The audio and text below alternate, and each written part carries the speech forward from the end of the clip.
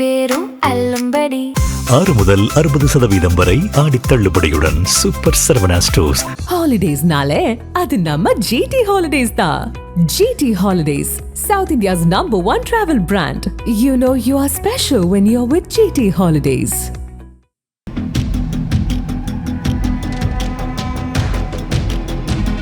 முதல்வர் விஜயின் கடைசி படமான ஜனநாயகன் பல்வேறு பிரச்சனைகளை கடந்து ஒரு வழியாக 23ஆம் தேதி வெளியாகிறது. முதல்வராக முதல் படம் மற்றும் சினிமாவில் கடைசி படம் என்ற சூழ்நிலையில் வெளியாவதால் விஜயின் ரசிகர்களும் தவேகாவின் தொண்டர்களும் படத்தை பிரம்மாண்டமாக வரவேற்க தயாராகி வருகின்றனர். மேலும் அமைச்சர் ஆனந்த் திருவிழா போல கொண்டாட வேண்டும் என்பதால் பேனர், போஸ்டர், கொடி, விளக்கு, அலங்காரம் என திரையரங்குகளை ரசிகர்களும் நிர்வாகிகளும் அலங்கரித்து வருகின்றனர். பல இடங்களில் கோவிலுக்கு சென்று சிறப்பு பூஜை செய்து படம் வெற்றி பெற வேண்டும் என பிரார்த்தனை செய்து வருகின்றனர். சில இடங்களில் ஊர்வலமாக பட்டாசு வெடித்தும் இனிப்பு வழங்கியும் கொண்டாட்டம் நடைபெற்று வருகிறது. இதனிடையே கடந்த 19ஆம் தேதி முதல் படத்திற்கான முன்பதிவு தொடங்கியது.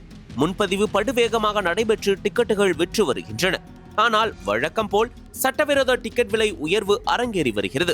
அரசு நிர்ணயித்த விலையை விட ஆயிரக்கணக்கில் கூடுதல் விலைக்கு டிக்கெட்டுகள் விற்கப்படுகின்றன. நாமக்கல்லில் ஒரு திரையரங்கில் ரசிகர்களுக்கும் ஊழியர்களுக்கும் இடையே கடும் வாக்குவாதம் ஏற்பட்டது. ரசிகர்கள் தரப்பில் 300 ரூபாய்க்கு டிக்கெட் தருவதாக கூறி 500 ரூபாய்க்கு விற்கின்றனர். கேட்டால் விநியோகஸ்தர் தான் 500 ரூபாய்க்கு விற்க சொன்னதாக கூறுகிறார்கள். அருகில் உள்ள 2 தியேட்டர்களும் 300 ரூபாய்க்கு தான் விற்கின்றன. ஆனால் இவர்கள் 300 ரூபாய் என கூறிவிட்டு 500 ரூபாய் அட்வான்ஸ் வாங்கி மீதி பணம் தருவதாக சொல்லி அந்த பணத்தை தர மறுக்கின்றனர் என்கின்றனர். திரையரங்கம் தரப்பில் இதுவரை விஜய் ரசிகர்கள் எங்களிடம் 100, 200 ரூபாய்க்கு டிக்கெட் வாங்கி 500, 1000 ரூபாய்க்கு விற்றிருக்கிறார்கள். இதே ஜனநாயகன் படத்திற்கு ஜனவரி மாதம் 300 ரூபாய்க்கு டிக்கெட் வாங்கி 1000 ரூபாய்க்கு விற்றார்கள். பட நிறுவனம் என்ன சொல்கிறதோ அதைத்தான் நாங்கள் செய்கிறோம். எங்களுக்கும் ரசிகர்களுக்கும் சம்பந்தம் இல்லை என்று தெரிவித்தனர்.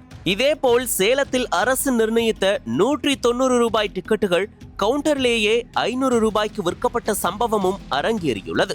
ஊழலை ஒழிப்பேன் என உரக்கச் சொல்லி ஆட்சிக்கு வந்த முதல்வர் விஜயின் சொந்த படத்திலேயே இத்தகைய சட்டவிரோத டிக்கெட் ஊழல் நடைபெறுவது பெரும் விமர்சனத்தை ஏற்படுத்தியுள்ளது.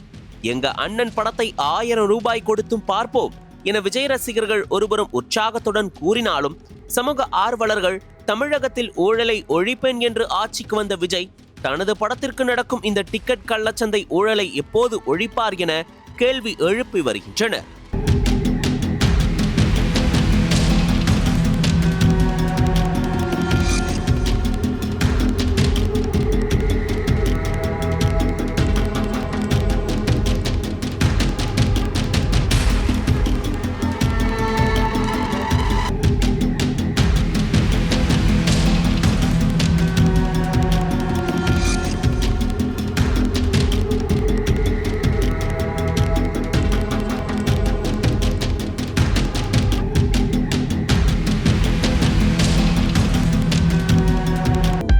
அனல் பறக்கும் செய்திகளை அப்டேட் செய்து கொள்ள நக்கீரன் களத்தை இப்பவே சப்ஸ்கிரைப் பண்ணுங்க.